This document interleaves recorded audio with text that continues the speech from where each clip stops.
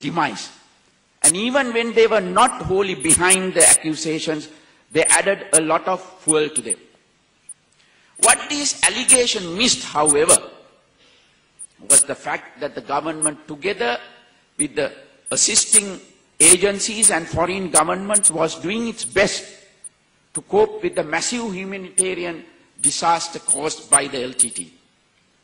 The civilians could not be resettled immediately, as the LTT had strewn the villages and towns that they were forced out with thousands of landmines and booby traps.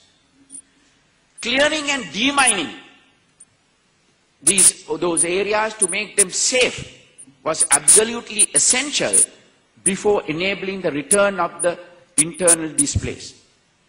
The infrastructure that had been destroyed also needed to be rebuilt swiftly.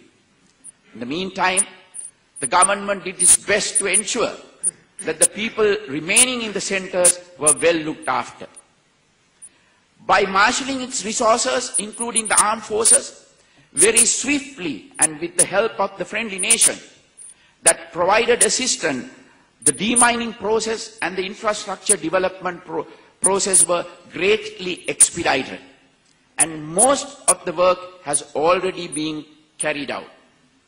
I am happy to note that of all the internally displaced people, the government had to look after at welfare camps, nearly 215,000 were resettled within 1 year. In addition to the internally displaced civilians, more than 11,000 LTT cadres surrendered or were detained by the military during the course of its operations. These detainees have been processed and sorted according to their level of involvement in the LTT's activities. Over 4,000 junior cadres are still undergoing extensive rehabilitation programs. 595 former child soldiers were rehabilitated with the help of the UNICEF and reintegrated to the society, while 6,130 adult cadres have also been trained and reintegrated.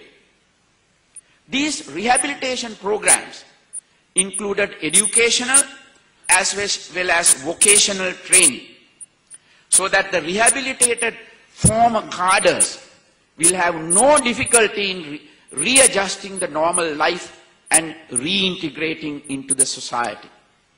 I am happy to note that several former child soldiers have successfully sat for their advanced level examination, and a few have even qualified to attend medical school. Of course, cadres who are more closely involved in the LTT's numerous atrocities will be prosecuted through the normal legal system.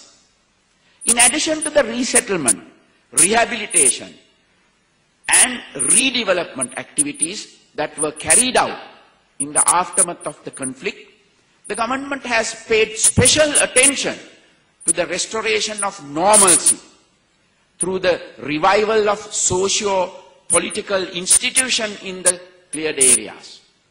Normalcy was restored very early on the East, where former armed group members were encouraged to enter into the political mainstream and work for the people through legal channels. Tamil-speaking policemen were recruited, and the role played by the military in upholding of law and order was significantly curtailed.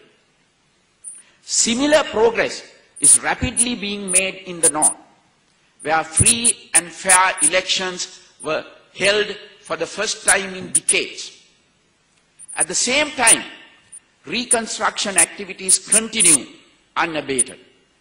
The military has been heavily involved in these activities, building houses, laying roads, establishing medical clinics, and helping people resettle. By winning the hearts and minds of the people, long brutalized by the LTT, the armed forces will help heal the wounds of the past and help restore normalcy to a long-suffering section of our society. The defeat of terrorism in Sri Lanka is a unique event in history.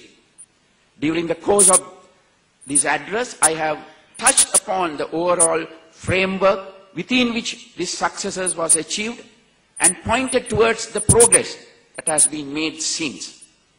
Over the course of the remaining sessions, you will have an opportunity to learn about the Sri Lankan experience in much greater detail. Terrorism is an international threat, and no country should suffer from it as Sri Lanka has suffered. On behalf of the government of Sri Lanka, I wish to express our sincere hope that you will be able to use the lessons learned at this seminar to defeat international terrorism and bring safety to the world. For the moment, let me conclude by wishing all of you a productive and enjoyable stay in Sri Lanka. Thank you. Thank you very much.